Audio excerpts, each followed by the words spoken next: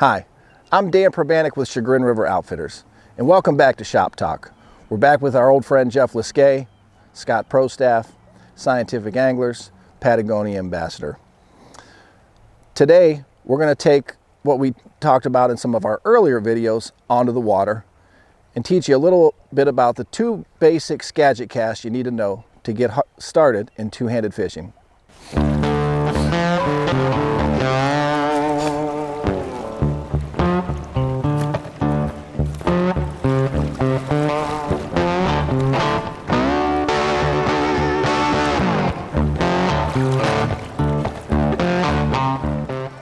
Hey, Jeff Liskay here, and I'm on the water, and we're going to do a couple casts that's your go-to cast for Skagit casting.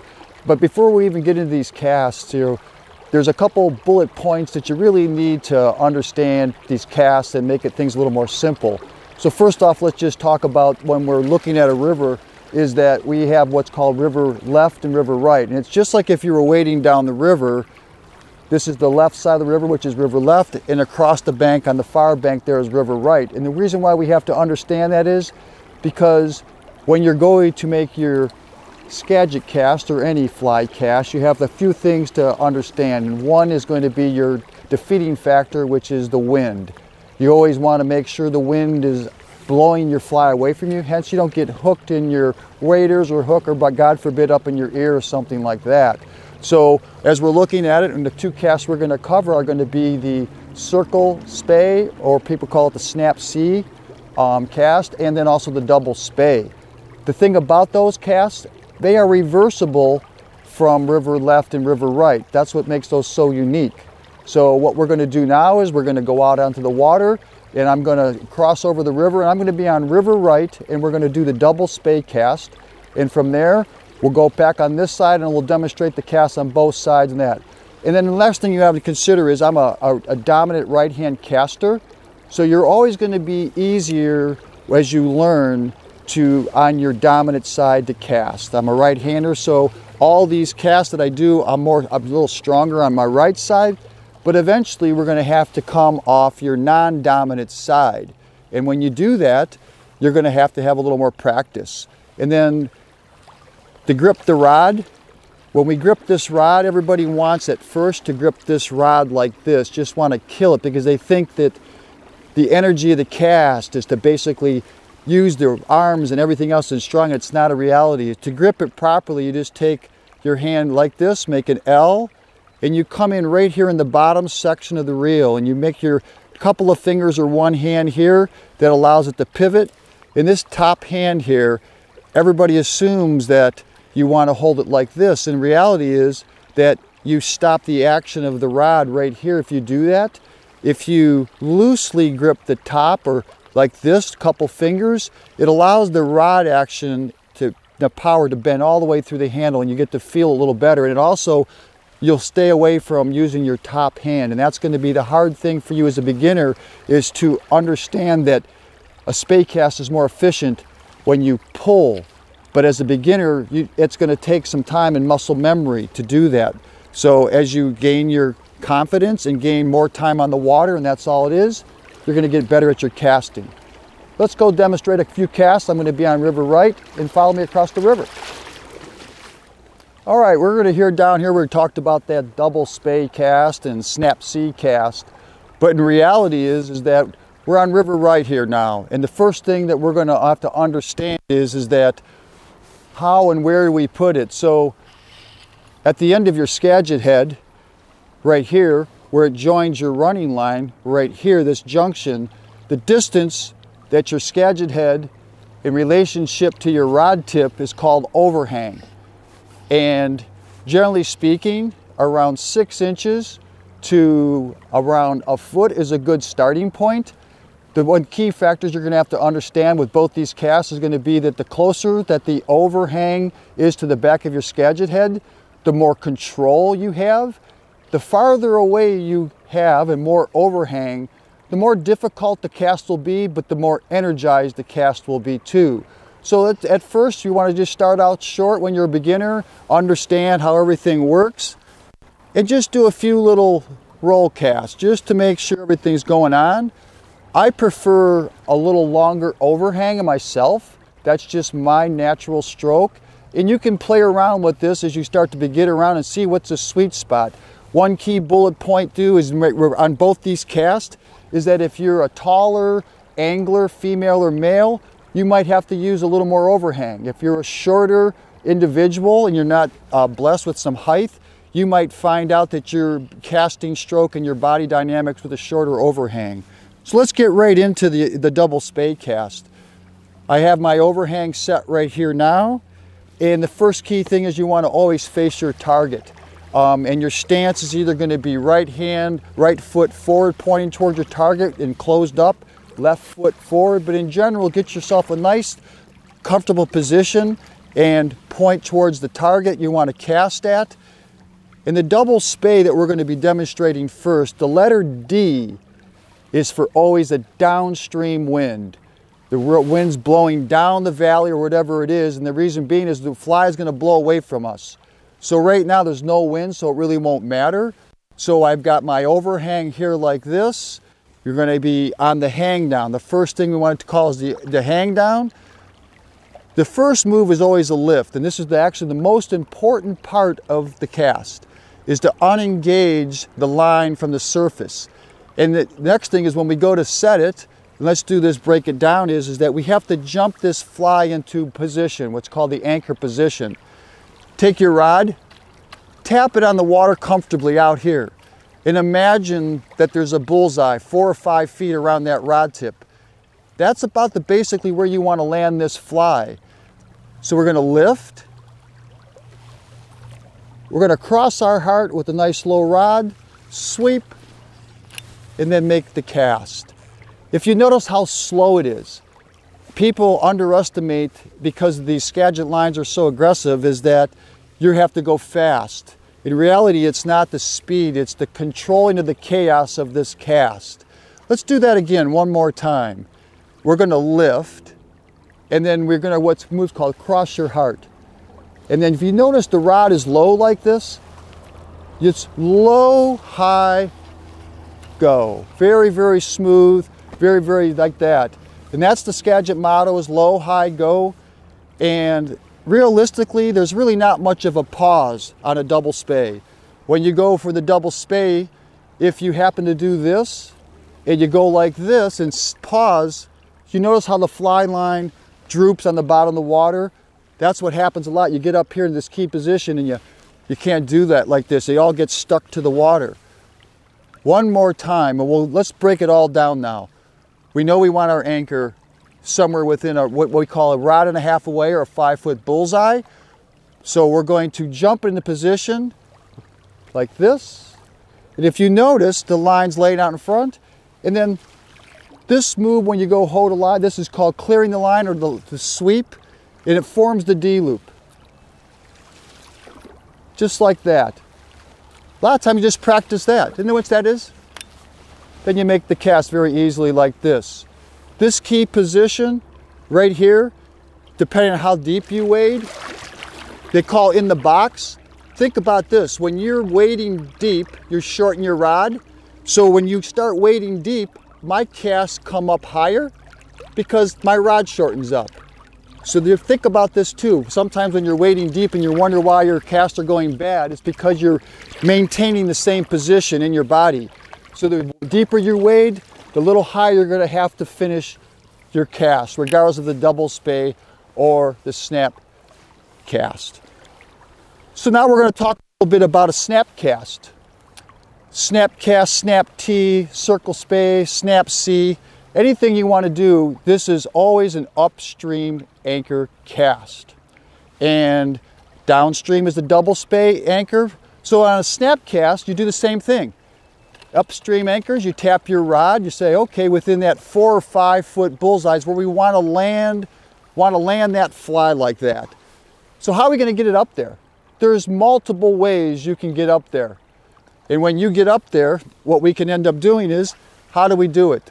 Starts out with the same thing, just like this. We make a lift, we make the circle, and we come right back down to the water, low, high, and away we go.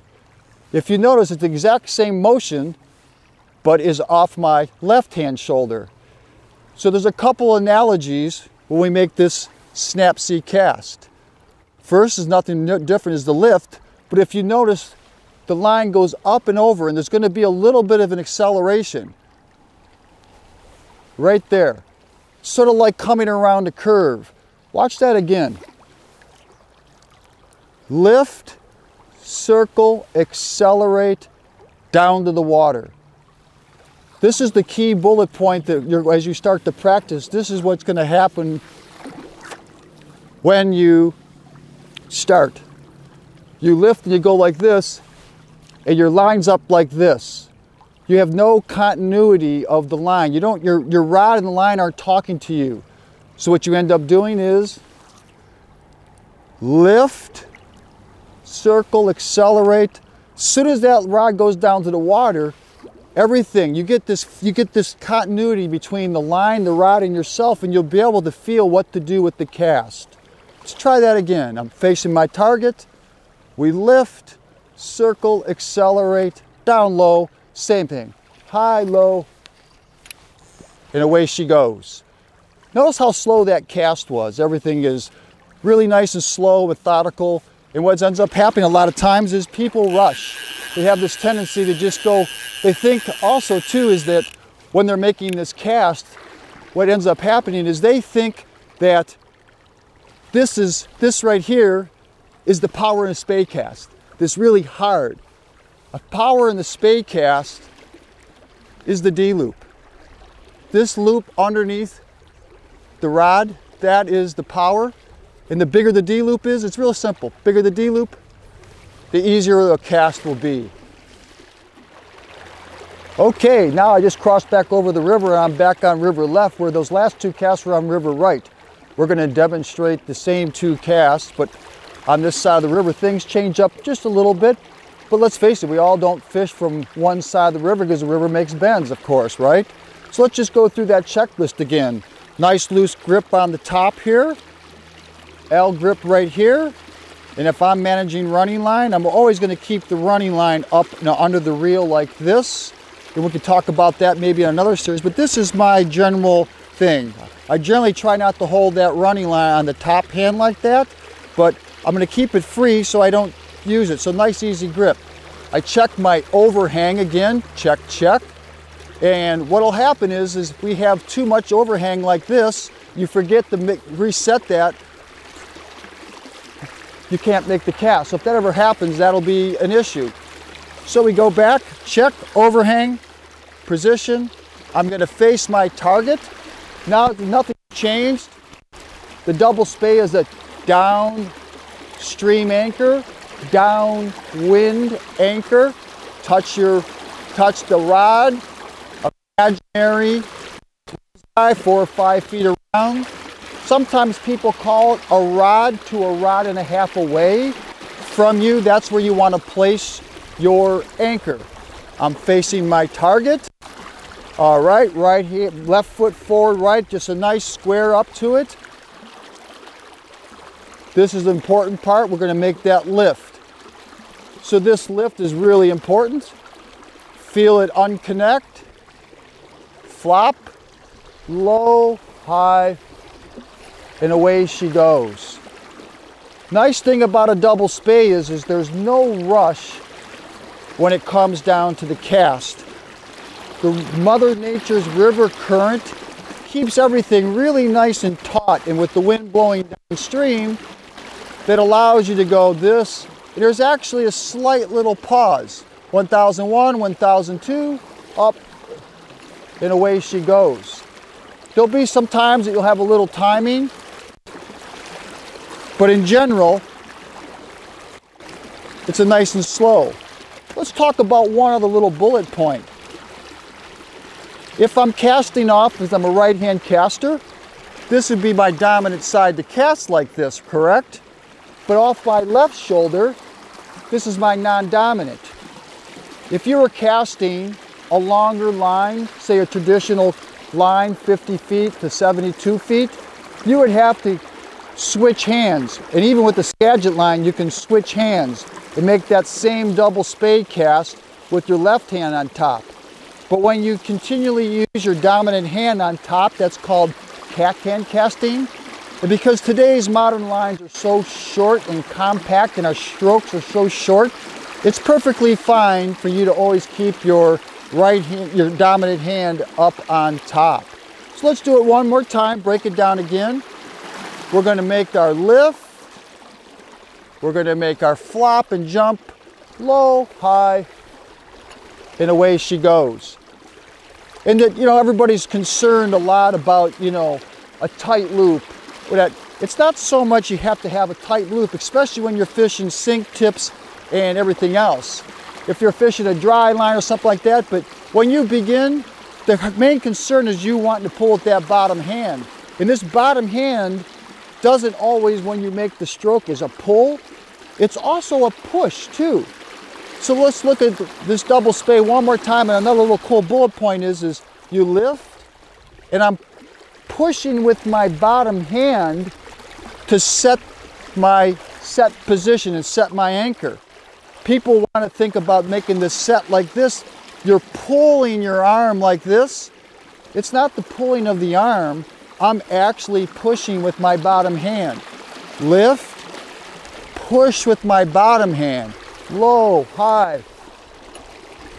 Bad cast. Let's do that again.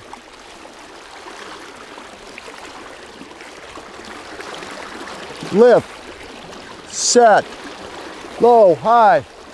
There we go. There's a little better cast. So that was the double spey. Let's jump into the snap C on this side. So the interesting thing with the right hand dominant caster on river right, that'll be your strong double spey side. On river left, a right hand caster, you're going to be your snap C is going to be your go-to cast. Some people want to use a snap T, snap C. The main thing is it's an upstream anchor. So what's so funny about all these casts, it's the controlled chaos of a tactical, you know, Skagit cast is, as long as I get this anchor on the upstream side, everything will be fine. It doesn't matter if I take it, go under the rod like that to place my anchor. It doesn't matter if I throw it up and bring it back down. The bottom line is on the upstream, on this side and both sides, is that you want to keep it around that magic bullseye there. So let's demonstrate the snap C cast. Face your target, grip, overhang, slow lift, up, accelerate, low, high, and away she goes. Let's do that again, one more time, in slow motion. Everything is nice and slow and controlled. We're going to lift, circle, up, and away we go again. Those bullet points, I hope those really helped you out a little bit. And the thing about this, all this Skagit casting, is you could get 6 professionals or your 6 different shops, ask them one question, they're going to get 6 different answers, but guess what? They're all right. It just take the nuggets and everything that you learn from your shop owners and Dan and whoever else you go to or wherever you are, and just apply them to your knowledge. And main thing is practice casting and not fishing. Segregate the two. That'll make you a way more successful caster. Thanks.